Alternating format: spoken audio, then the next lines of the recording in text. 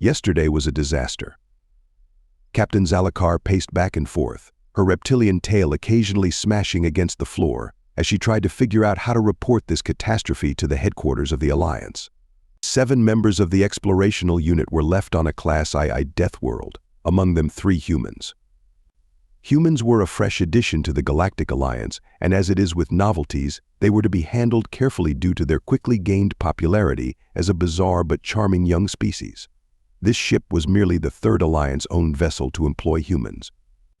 Losing any of them during a mission as trivial as cataloging worlds capable of supporting life was a potential scandal and definite career ender for Zalakar. How did this happen anyway? Why was there a pirate fleet on the outer edges of known space? The explorational unit was not prepared to handle a battle with vicious Zaws, and they had to retreat before they managed to pick up every expedition member from the planet. She sighed there was nothing she could do now. With a heavy heart, Zalakar walked to the bridge. Only during an emergency meeting like this could one see how diverse the crew of this ship was. The X-7 hosted specimens of 27 species, which was still modest compared to the Georgia, which consisted of over 300 species. It would be impractical to adjust each ship to emulate the environment of each species in a capacity that would allow them to work and live comfortably, so it was decided to crew explorational units with species with similar needs. The crew of X-12, hosting mostly aquatic species, would look very different compared to that of X-7. With every set of eyes, ears, or whatever organs or appendages given species used to communicate facing toward Captain Zalakar, she explained the situation to her subordinates. Different modes of communication were not a problem given everyone possessed a personal translator capable of translating in real time. As expected, during the given statement, each species whose kin was pronounced missing appeared gravely after hearing the news. The only crew not present were the Zeks, being telepaths. They could be easily overwhelmed by the emotions of the other crew around them and would be informed separately. It was time to deliver the nail to the coffin, an expression Zalakar had learned only recently and did not expect to think of so quickly. We are already moving away from them at 50% of the maximal speed of an FTL drive. Stopping right now would require at least 4 months, and even if that was a viable option, I couldn't put everyone else at risk by returning without military support. We're heading to the closest Georgia station for necessary repairs and reinforcements. I'm afraid that given the ongoing war, we will have to wait before a big enough fleet can be assembled. The FTL drive was a relatively new addition to the Georgia's technological achievements, being only 300 years old.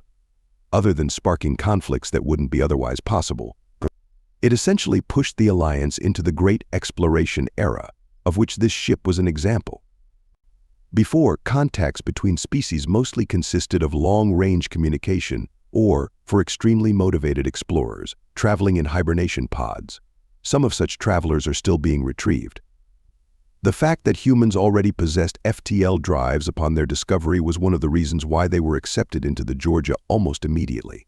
But as it is with many new inventions, they are far from perfect. Reaching FTL speed is easy, slowing down is much less so, and changing the course during such travel is a feature yet to be achieved. Finally, human engineer Stephen broke the silence with questions about what equipment the lost crew had and what was the environment on the planet. To Zalakar's surprise, all the humans visibly calmed down after hearing the answer, making her question the accuracy of her body language reading skills when it comes to humans. Other kin of the left-behind crew members, on the other hand, became even more startled, voicing ways in which this planet's weather or native life could harm them, except for the Vix, who just froze. "She'll boil alive," finally said one of the Vix, who was also the mate of a missing member. Everyone, except the humans, immediately fell silent, no longer looking grave. 2 of the human engineers were arguing about something in hushed voices until Stephen finally stood up and spoke. "Captain, we may have a way to help the Vix and other guys who won't handle this planet well." Before Zalakar and the rest of the crew could recover from shock, another human interjected while covering his face with his hands. "Are you sure this is a good idea? Remember the opening line of the report from this maneuver." "So what? We're supposed to do nothing," Captain John Carr finally demanded. "Engineer Stephen, what is your suggestion?" Engineer Stephen straightened himself up and answered with a grin completely inappropriate to the weight of the situation they were handling. The Prometheus maneuver later, in the technical room alongside Stephen, the head engineers, and a few lieutenants, Captain Zalakar was speechless, watching a video report of the procedure mentioned before. During the early years of space exploration, a human ship, Prometheus, accidentally left behind a shuttle with a crew member in it. Their FTL, being an even older and cruder version of the Georges, couldn't reach the speeds they could today, so they only needed 10 days to slow down enough to turn around. Sadly, the shuttle the human was left in was equipped with barely 6 days' worth of oxygen. Their solution was strapping an additional FTL engine onto another shuttle filled with oxygen and supplies. A small vessel like that couldn't possibly hold enough energy to reach the full speed of the FTL engine, so they decided to only disengage it when it was already at full speed. By hollowing part of their ship to make a runway in which the shuttle could accelerate while inside the cruiser, they continuously warped the rushing shuttle from the end to the beginning of the runway while channeling power to it. Finally, they warped it outside of the ship while it was at full speed. Warping is easy when distance and object are small enough, warping a grain of sand from the planet's surface to orbit or warping a cruiser 1 centimeter away. That would drain X7 out of power completely. Despite shields put up around the hollow space, the whole video report was filled with disturbing noises, suggesting small explosions or minor space-time anomalies. But they succeeded. Zalakar turned hesitantly to the head engineer. "Can we do it?" Silas didn't have face muscles other than those needed to manipulate their jaws or move their eyes, so their face was like a mask. Yet somehow Zalakar felt Silas was just as shocked and terrified as she was. It took a while before he finally answered. Despite the lack of clear indicators, it was obvious he was conflicted. "Every fiber of me screams that it is a reckless and dangerous venture, but if it was done before, I believe we can do it as well." Before Zalakar even gave an order, Stephen put a hand reassuringly on Silas's shoulder and grinned. "It will be fine. Let's get to work." While Zalakar was sending reports to the Georgia and engineers were preparing the ship for a reckless and dangerous venture, the crew's xenobiologists were tasked with the hard assignment of choosing what equipment should be fitted in the small shuttle that was being sent to help the left-behind members. To their surprise, humans were the most problematic. It was their idea that made the supply drop possible, so they were accommodated space twice as big as other species. And because new species needed to be handled carefully due to political reasons, they were asked to make a list of objects that would help their kin survive and put it in 3 categories of priority. They refused to put anything in the first category, something essential. In the second category, they simply put a Swiss knife, and the list in the third category wasn't too long either: a hollow pad, a solar battery, and some genetically modified seeds and fertilizer, all of which accounted for less than 2% of the space they received. They remained unmoved even to Captain Zalakar's implores, simply answering, "They will be fine." Others need help more at first. She thought that compared to their fame, they were indifferent to their own species. After seeing the faces they had looking at concerned Vix, she understood that was not the case.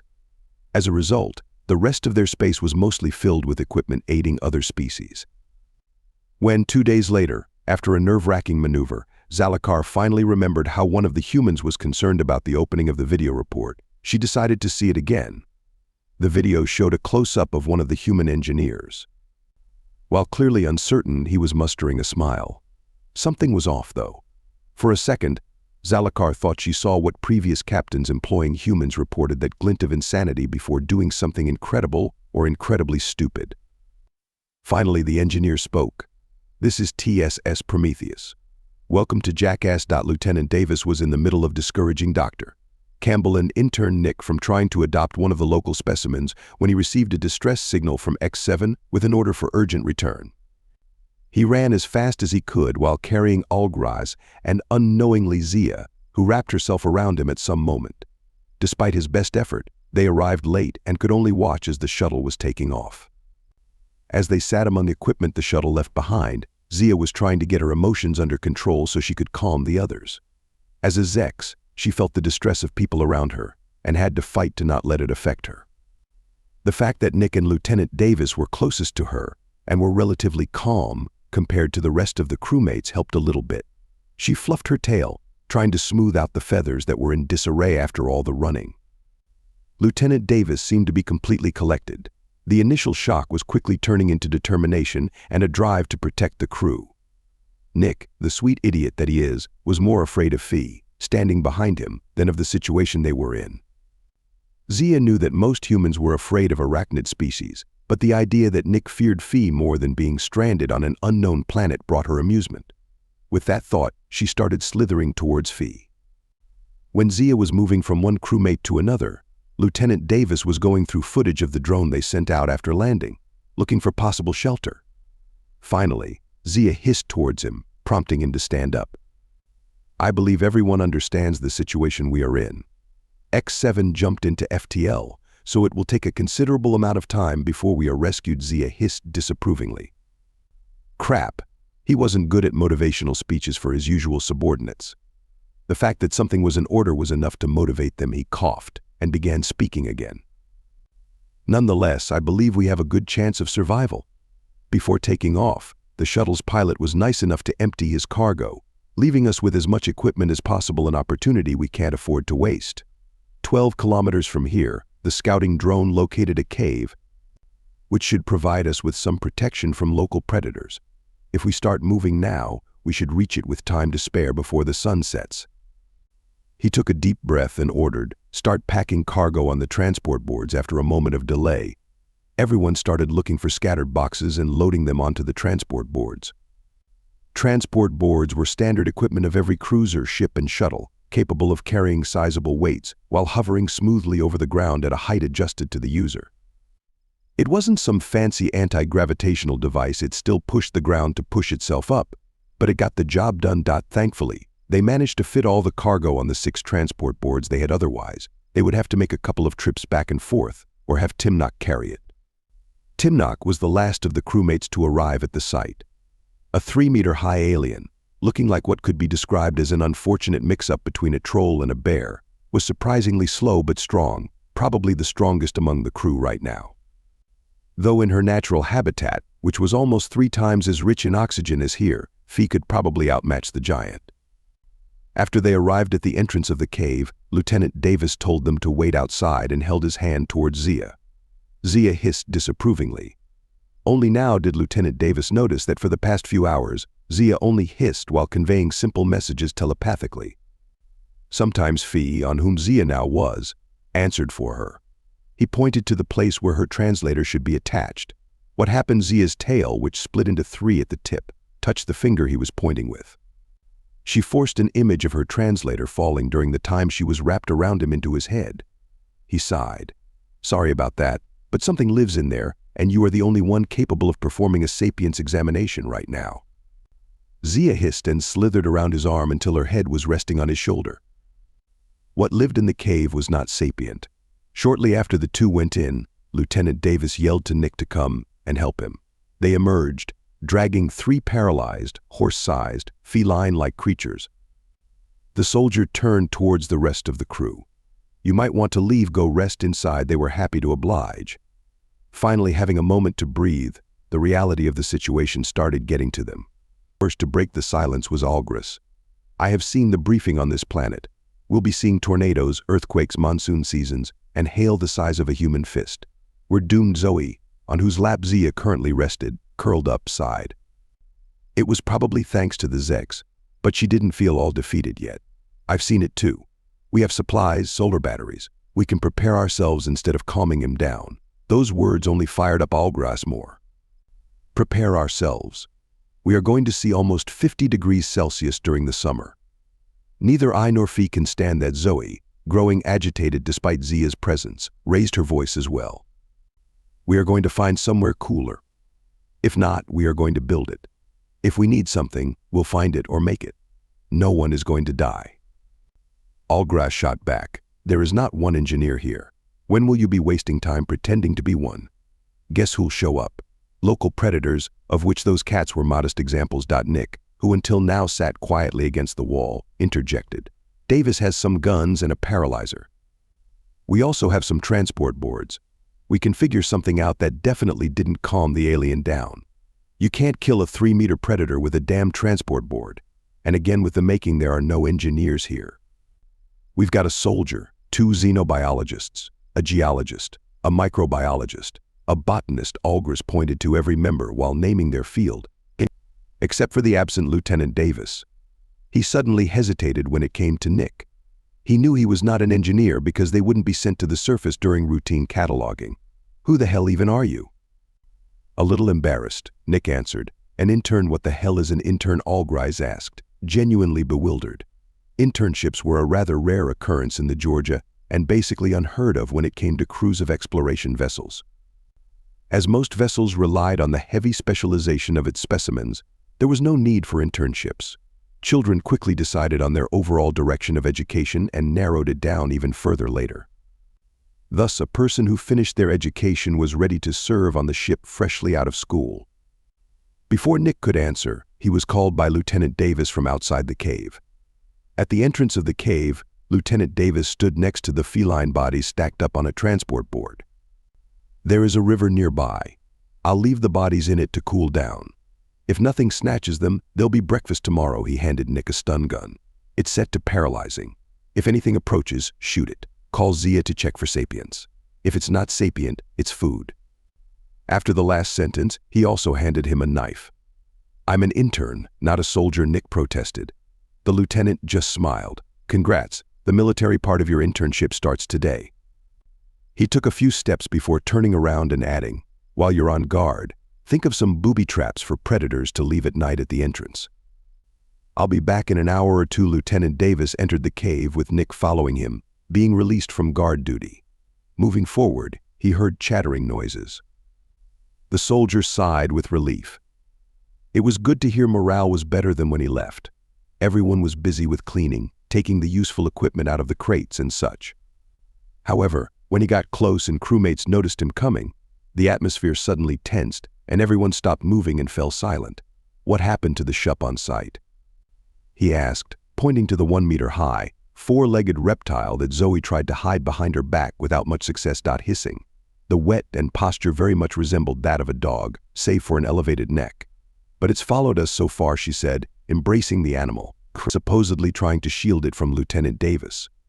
It indeed seemed to be the same animal he was dragging her from before an emergency. Then she hurriedly added, and Zia says it's friendly. It thinks we're its parents. Lieutenant Davis turned to Zex, who was suspiciously tightly wrapped around Allgrise. Seriously, Zia hissed. And everyone is okay with that, he asked, looking around, stopping on the Zex and the cruel crux, given that the new pet was almost as big as Allgrise. Not to mention Zia. Zia immediately hissed approvingly. Allgrise, who spent the last 20 minutes watching Zoe try to teach the animal to bark, hoping that it would melt, Davis gave in and nodded. Lieutenant Davis sighed.